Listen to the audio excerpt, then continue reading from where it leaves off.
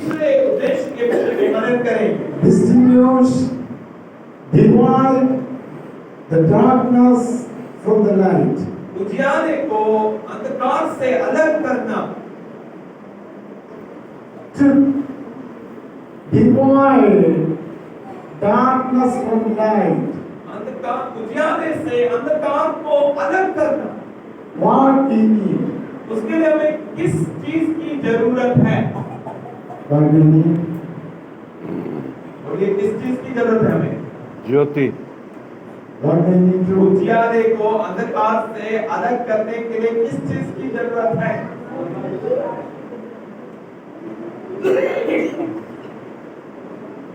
We have to be light, then we should separate. What else? और क्या है? कैसे अलग होगा? You are thinking how to go from this place. आप तो ये सोच रहे हैं कि यहाँ से कैसे निकल जाए। Unless you answer me, I won't send you out. जब तक आप जवाब नहीं देंगे मैं आपको भेजूंगा नहीं। तो बताइए, To divide darkness from the light, what we need? अंधकार को उजियारे से अलग करने के लिए, दोनों को अलग करने के लिए हमें किस चीज की जरूरत है?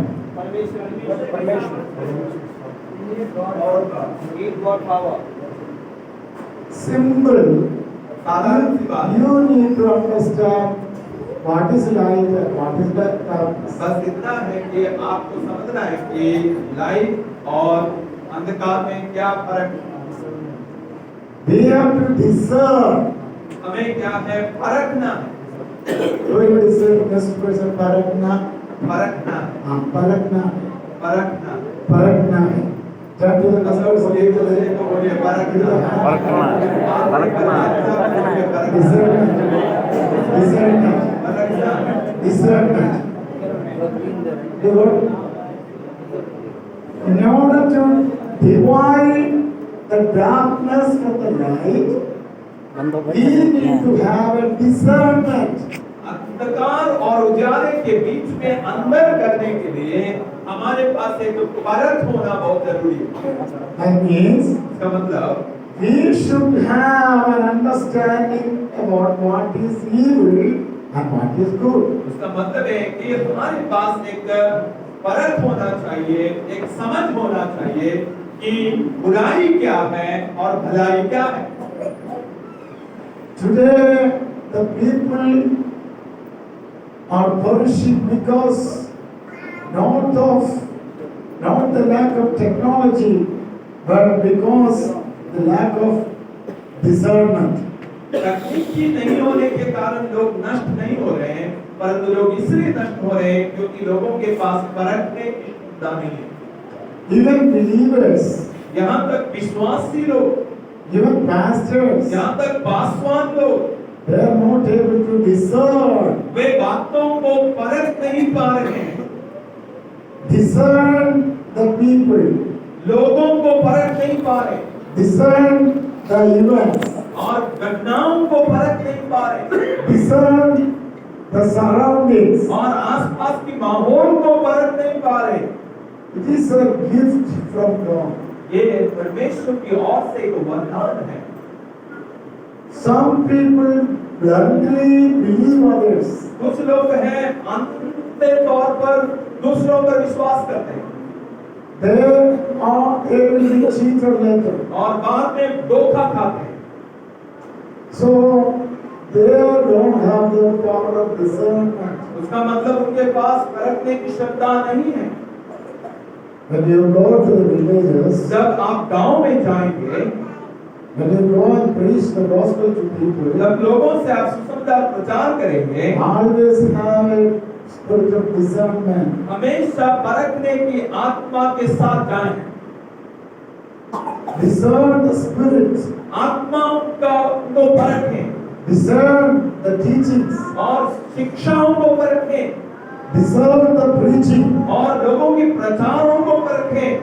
There are many preachers today, many teachings are arising in these days. बहुत सारे प्रचारक उठ खड़े होते हैं, बहुत सारी शिक्षाएं इन दिनों में बहुत ही उड़कर आती है। Don't think that every preaching is good. अब आप ये ना सोचिए सारे प्रचार अच्छे हैं, Don't think every teachings are biblical. और आप ये ना सोचें कि सारी शिक्षा जो है बाइबल के अनुसार है। Don't think that every church worship is conducted under the power of the Holy आप Spirit. ये ना सोचें कि सारी आराधनाएं जो चल रही हैं सब कुछ पवित्र आत्मा के अधीन हो रही है। I have one question. What is the spiritual gift given to us to discern and prove it and accept it? और चीजों को परखने के लिए और उनको स्वीकार करने के आधार बनाने के लिए क्या वरदान उन्हें मिली है पवित्र आत्मा की ओर से? कौन सा वरदान मिला? आत्माओं को परखने का वरदान। Now this is the question.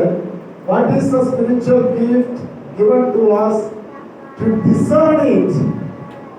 And use when you hear the spiritual gift. परखने के लिए क्या वरदान दिया है परमेश्वर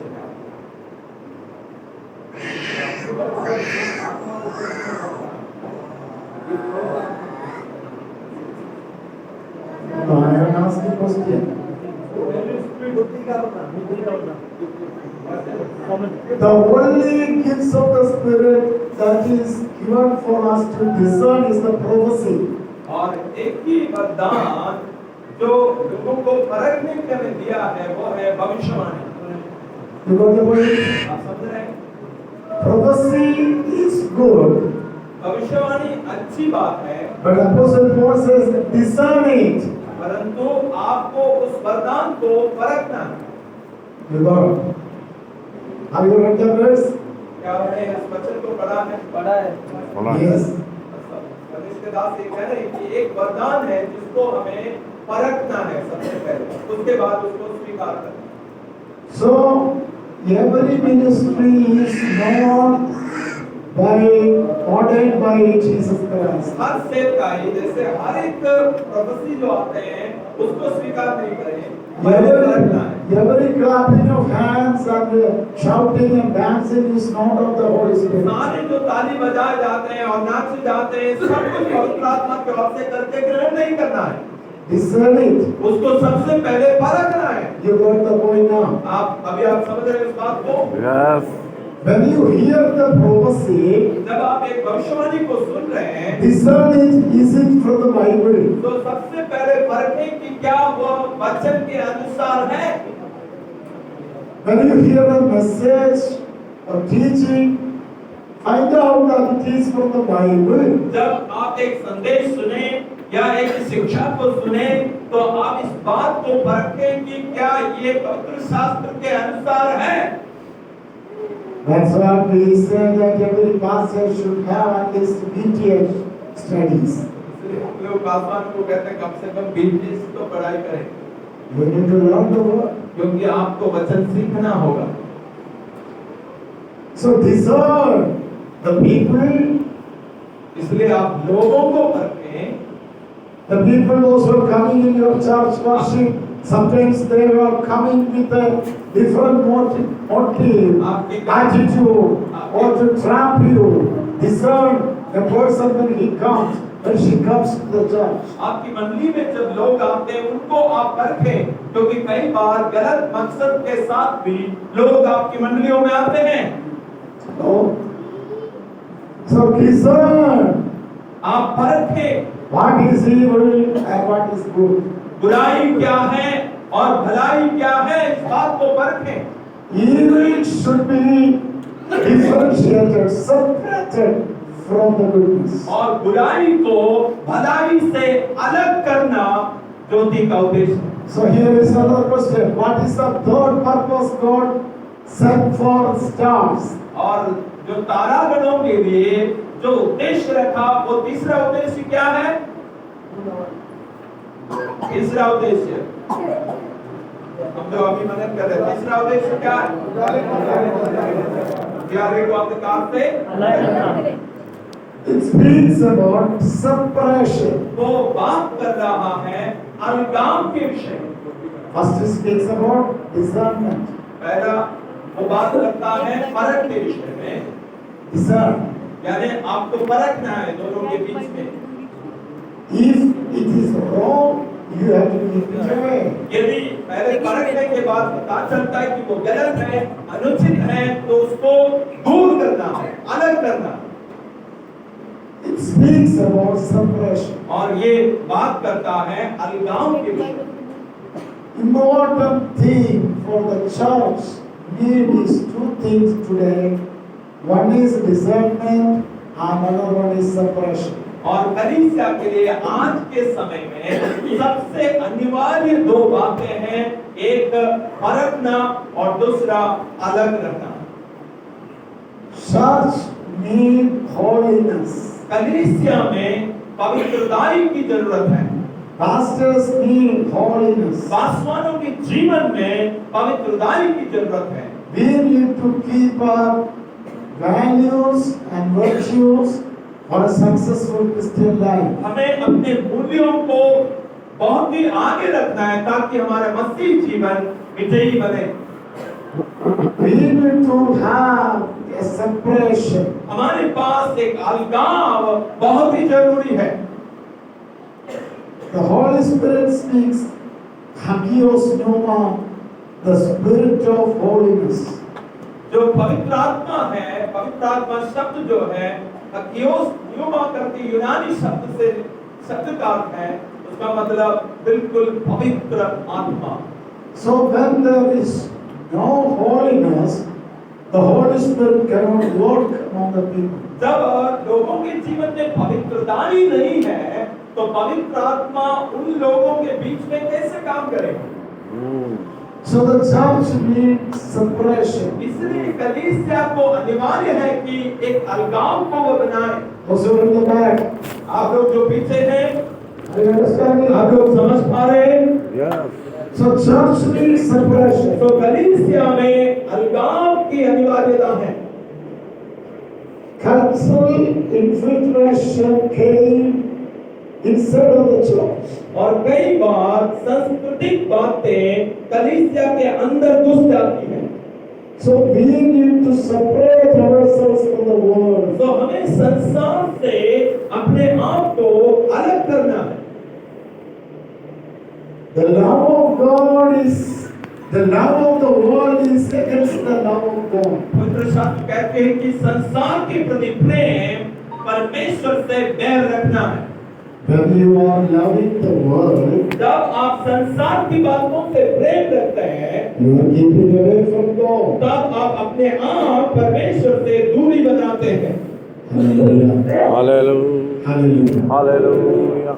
How I can evaluate that I am a spiritual person? मैं कैसे अपने आप को जान सकता हूँ, आंकलन कर सकता हूँ कि मैं एक आत्मिक व्यक्ति हूँ? Are you a spiritual person? क्या आप एक आत्मिक जन हैं? अभी कई लोगों को शक हो रहा है शायद। Hallelujah. आत्मिक जन है तो आप I am a spiritual person. मैं एक आत्मिक जन हूँ। Okay. बहुत अच्छी बात, Very good mark. बहुत अच्छी अंग है। Okay. So spiritual person clap hands, sing songs, preaches very boldly, give prophetical message, casting out demons. This all spiritual man. क्या एक आत्मिक जन वो होता है जो ताली बजाता है, अच्छा संदेश देता है, जोर के मैसेज देते हैं और भविष्यवाणी शब्द बोलते हैं? क्या वो आत्मिक जन होते हैं? क्या आत्मिक जन की पहचान है? एक हिस्सा है। These are not the measurements to measure that we are spiritual. ये आत्मिक जन को मापने की मापदंड नहीं है। So I am giving you a scale now. अभी मैं आपको एक मापदंड देना चाहता हूँ। How much you are distant from God and how much you are distant from the world. आपकी दूरी संसार से कितना है और परमेश्वर से कितना है। Hello, are you here? आप लोग यहाँ हैं? Ready to go?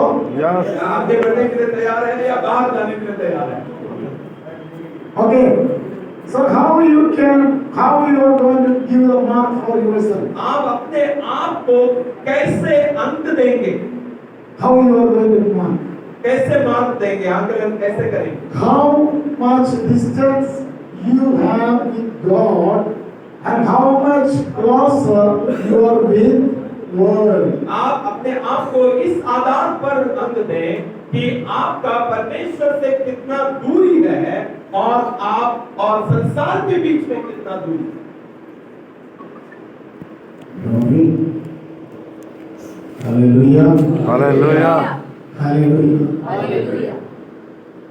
He's giving me one.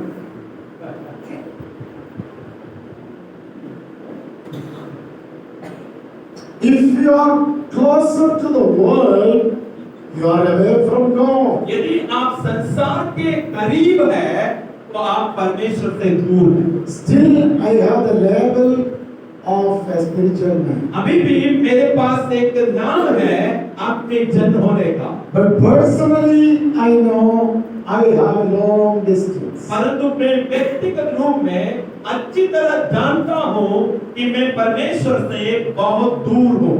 As I am becoming closer to God, मैं जैसे परमेश्वर के पास जाऊंगा, I will keep away from sin. मैं उतना पाप से दूर रहा करूंगा I will keep away from the things of the world. और इस संसारिक बातों से अपने आप को दूर करूंगा। Hallelujah. Hallelujah. Even if I am living in sin, I can clap the hands. मैं पाप में रहते हुए भी ताली बजा सकता हूँ, Still I can dance. मैं तभी भी नाच सकता हूँ, स्तुति आराधना हो।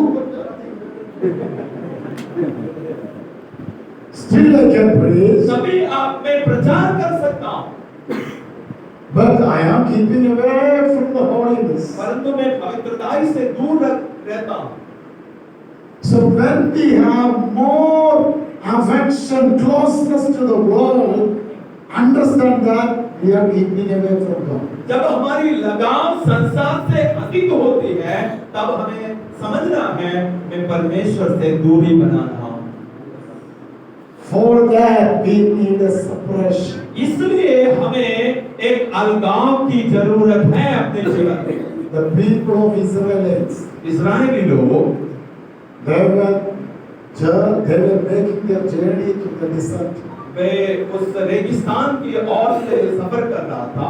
You know Balak and Balaam. आप जानते हैं बालाक और बिलाम की घटना को आप जानते हैं। Balak, a Gentile king, wanted to curse this people. एक विदारी राजा बालाक चाहते थे कि परमेश्वर के जन को श्राप दे, So he called the prophet called Balaam. इसलिए भविष्यवक्ता बिलाम को उन्होंने बुलाया But Balaam said, I cannot curse them. और बिलाम ने कहा मैं उनको श्राप नहीं दे सकता, They are the people of God's own. क्योंकि वे परमेश्वर के निज प्रजा हैं।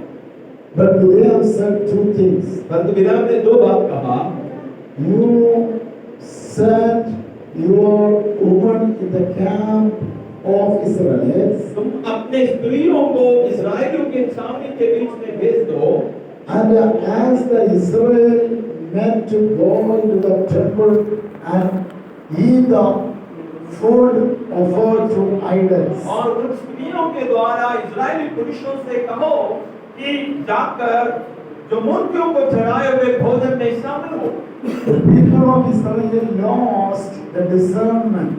और इस्राएल के लोगों के अंदर जो परख की क्षमता थे, उन्होंने स्त्रियों के सामने खो दिया। They lost the discernment. They were never supposed to eat the food offered to idols. वे कभी भी मूर्ति को चढ़ाए हुए भोजन नहीं कर सकते थे। They defiled themselves. और उन्होंने अपने आप को अशुद्ध किया। They could not separate themselves from the Gentiles. वे विजाती लोगों से अपने आप को अलग नहीं कर सका। They went to the temple. वे मंदिर में चले गए They began to eat the food of the temple. और मंदिर के भोजन से अपने आप को प्रस्तुत किया, which caused a great execution among the people of Israel. जिसके कारण इस्राएली लोगों में बहुत सारे लोग मार डाले गए। What Bileam said the prophet? बालाम ने क्या कहा था? They are the holy people of God. और ये परमेश्वर के पवित्र प्रजा है। They live on separately. वे हमें बाकी लोगों से अलग रहते हैं। But now these Israelites have crossed the wall, crossed the bar and went to the temples to eat the food. अब इस्राएल ने क्या किया कि उन्होंने सीमा पार किया और मंदिर के भोजन करने के लिए चले। Separation is the very important thing. इसलिए अलगाव जो है कलीसिया के लिए एक महत्वपूर्ण विषय है। You need to stand for holiness. आपको पवित्रताई के लिए खड़ा रहना है in everything. हर बात में। You cannot cut your hair as other people are cutting their hair. जैसे संसार के लोग बाल काटते हैं वैसे आप बाल नहीं काटते। You should not eat the food which is giving you as a favor or a prasada from the temple. एक मंदिर के प्रसाद के रूप में दिया जाने वाले भोजन आप नहीं करें। If you know that the food is offered to idol, keep away from that. यदि आप जानते हैं कि वो मूर्ति को चढ़ाया हुआ भोजन है तो आप उससे दूरी बनाएं। If there is a festival in the temple or surrounding areas, as a pastor, you should not go and sit there and clap. यदि कोई हमें समाज में कोई त्योहार है, कोई अन्य जाति के त्योहार है, एक पासवान होने के नाते आप जाकर उसमें ताली बजाकर नाचे नहीं। You are a person called by God. क्योंकि आप परमेश्वर के द्वारा बुलाया गया एक व्यक्ति हो। You should not sit among the mockers. आप उन हमें मजाक करने वाले लोगों के बीच में बैठना नहीं चाहिए। Today we have WhatsApp, Instagram, Facebook, mobiles and everything in your hand. आज आपके हाथ में WhatsApp है, Instagram है, Facebook है, सब कुछ मोबाइल में है। You will get everything on your mobile. और आपके एक ही मोबाइल में सब कुछ मिल जाएगा।